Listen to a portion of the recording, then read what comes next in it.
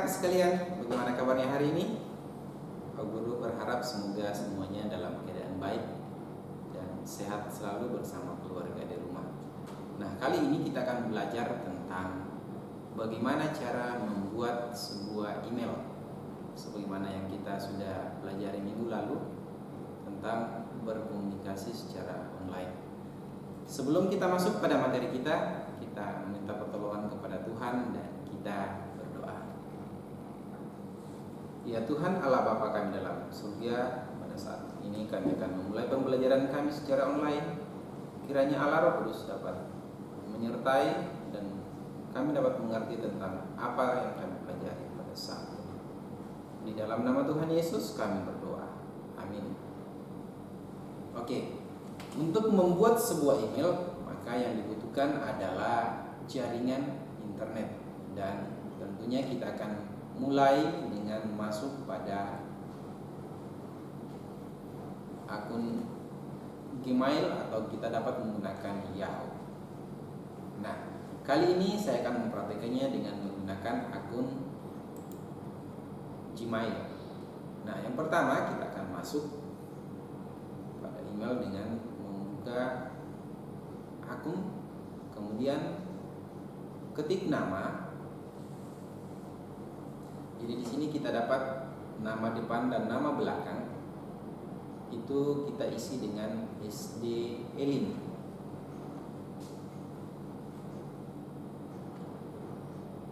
Dan yang nama belakang kita kasih kelas 4.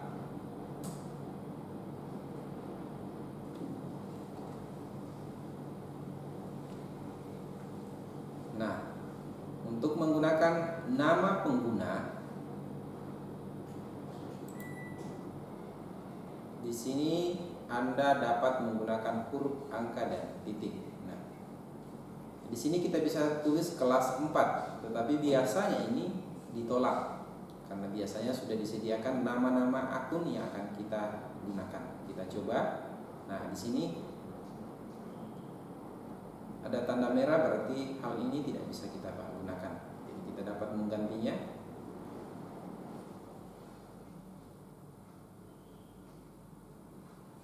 Ya, di sini ada SD Elim, ada 3 pilihan. Ya, kita ambil yang pertama. Kemudian kita tambah 4. Jadi SD Elim kelas 4.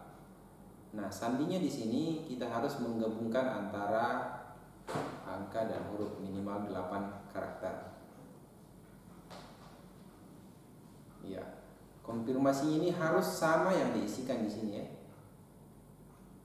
Konfirmasi harus sama dengan sandi yang kita kirim, yang kita isikan pada pertama.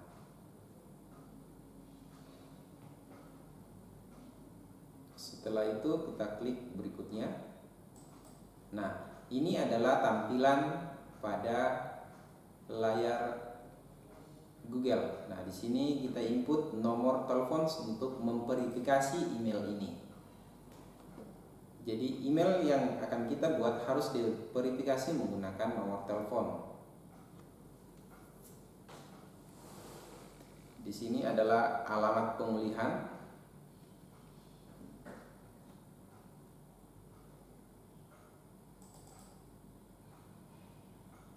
Kemudian ini adalah tanggal. Ini adalah tanggal lahir, bulan, dan tahun. Kemudian kita memilih jenis kelamin. Kemudian berikutnya. Nah, kita perhatikan nomor ini akan kita kirim untuk memverifikasinya. Nah, kita tunggu beberapa saat akan muncul kode verifikasi dari Google yang nantinya kita akan input ke dalam kotak yang sudah disediakan. Jadi kode verifikasi yang muncul nanti di sini dikirimkan melalui SMS lewat nomor yang kita sudah input sebelumnya. Ya, di sini sudah ada. Kemudian verifikasi. Ya, ini adalah lampirannya kita lewati saja, kemudian klik saya setuju.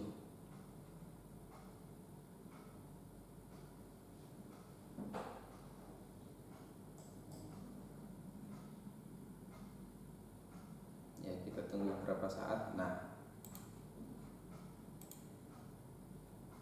ini adalah tampilan daripada email yang kita sudah buat. Jadi ini merupakan email yang aktif yang kita sudah berhasil buat, maka email tersebut sudah bisa kita gunakan. Nah, di dalam email ini ada tombol kotak masuk berbintang, ditunda, terkirim, dan draft. Ini adalah tampilan daripada email yang kita sudah buat. Nah, setelah jadi seperti ini, maka email ini sudah siap atau sudah bisa untuk digunakan. Nah, selanjutnya untuk keluar daripada email atau menutup daripada email ini, kita dapat masuk menggunakan keluar atau sign out. Ya, demikianlah cara membuat daripada akun email. Nah, selanjutnya kita akan belajar tentang bagaimana cara menggunakan email tersebut dan etika di dalam berkomunikasi secara digital. Jadi untuk penjelasan bagaimana cara menggunakannya, ikuti penjelasan video selanjutnya.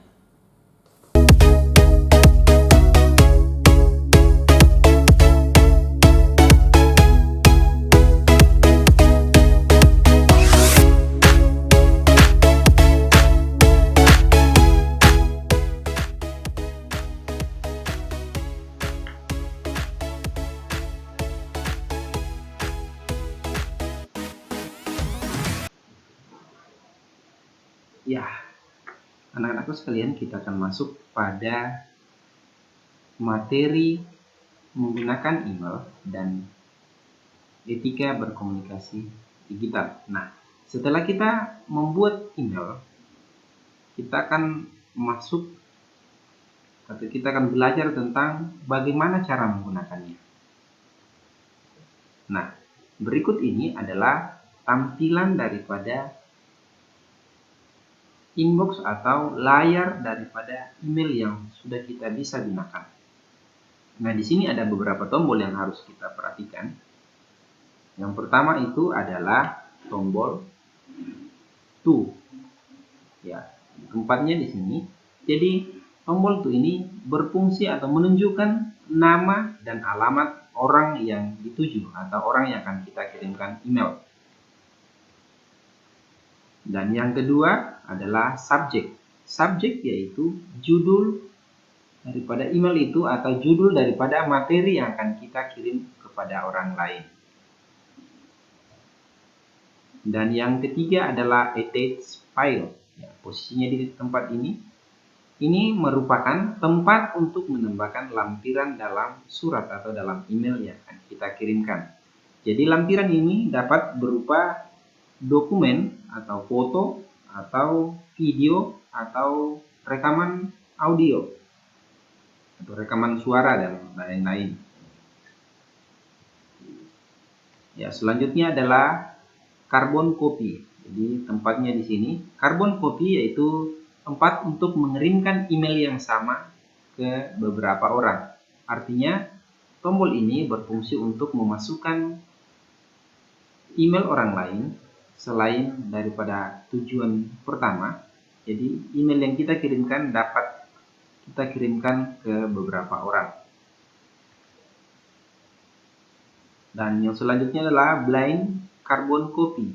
Ya, posisinya di tempat ini, yaitu tempat untuk mengirim email yang sama kepada beberapa orang, tetapi penerimanya tidak melihat alamat email satu sama lain. Dalam kata lain, jadi orang-orang yang menerima ini tidak saling mengenal atau tidak saling melihat alamat email yang kita punya. Dan yang keenam adalah tombol send.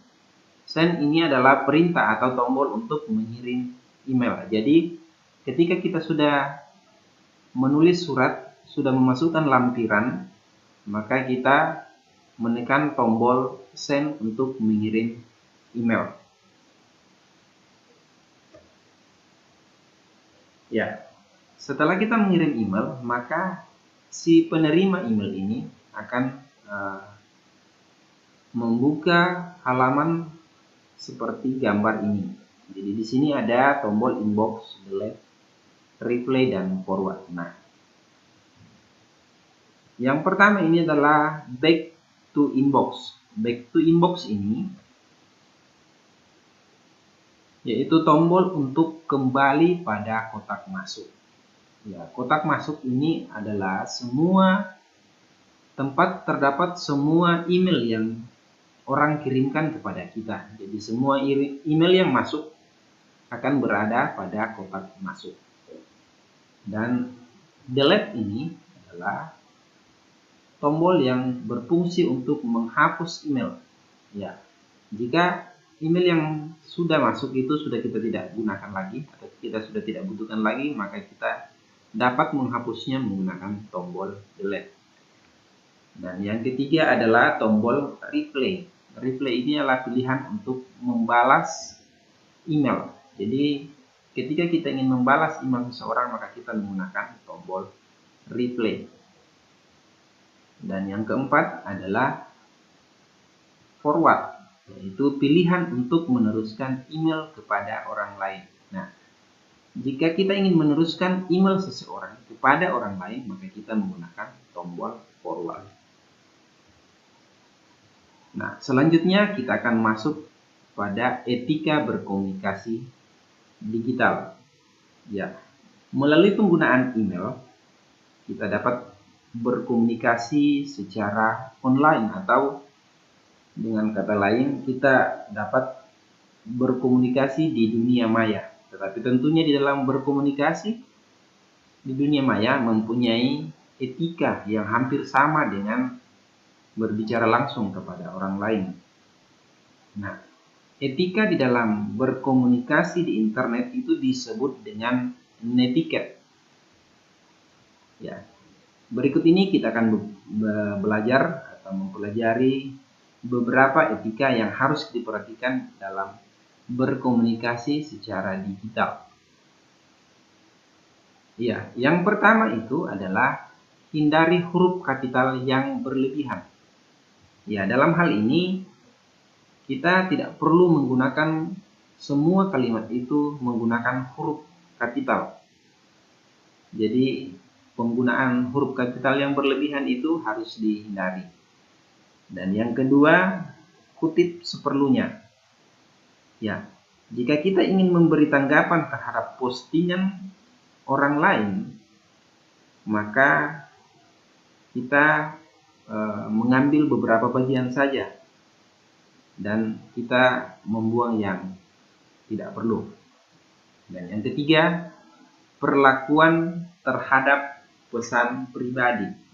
Ya, mungkin dalam hal ini jika orang mengirimkan email kepada kita secara pribadi, maka sebaiknya kita membalas pula secara pribadi. Dan yang keempat, berhati-hati terhadap hoax. Ya, hoax ini adalah berita bohong yang bertujuan untuk merugikan orang lain. Jadi kita harus berhati-hati terhadap berita-berita yang sifatnya tidak benar agar tidak merugikan diri sendiri maupun orang lain. Dan yang kelima, gunakan bahasa yang baik dan benar. Ya, di dalam berkomunikasi secara digital, kita harus menggunakan bahasa yang baik dan benar. Dan yang keenam, hindari mengirim file atau konten yang melanggar hukum. Ya, dalam berkomunikasi digital ini atau mengirim email, sebaiknya kita tidak mengirim konten-konten yang melanggar hukum, supaya tidak merugikan kita ataupun orang lain. Jadi kita menghindari konten yang melanggar hukum. Dan yang ketujuh adalah bersikap santun. Ya, ketika kita berkomunikasi digital harus kita memenuhi norma-norma di dalam berkomunikasi, atau kesopanan dalam kehidupan sehari-hari dapat kita terapkan pula dalam berkomunikasi secara digital. Nah, yang kedelapan, berbagi konten yang bermanfaat. Ya, jadi sebaiknya dalam berbagi konten dalam berkomunikasi digital atau mengirim email, sebaiknya membagikan atau mengirimkan konten yang bermanfaat.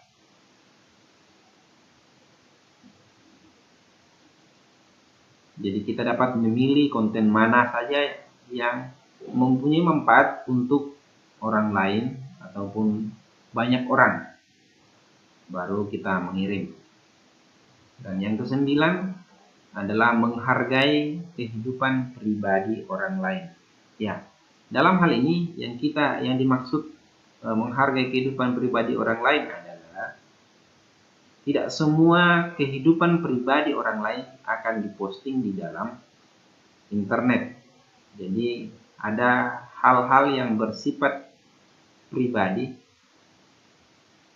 dan tidak ingin dibagikan di dalam komunikasi atau sosial media.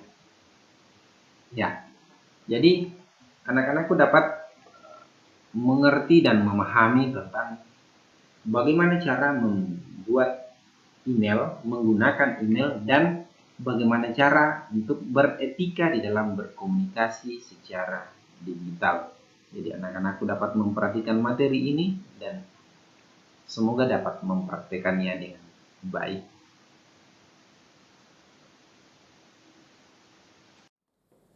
Ya, anak-anakku sekalian, demikianlah pembelajaran kita kali ini. Semoga anak-anakku dapat mengerti dan memahami tentang bagaimana cara membuat video, bagaimana cara menggunakannya, dan bagaimana beretika di dalam berkomunikasi atau menggunakan email untuk mengirim sebuah surat.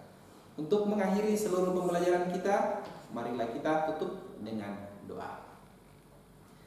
Terima kasih ya Tuhan, kami sudah melaksanakan pembelajaran kami pada saat ini. Kiranya apa yang kami sudah pelajari dapat kami mengerti, dapat kami pahami, dan dapat kami gunakan untuk hari-hari yang akan datang. Di dalam nama Tuhan Yesus kami berdoa. Amin. Sampai jumpa.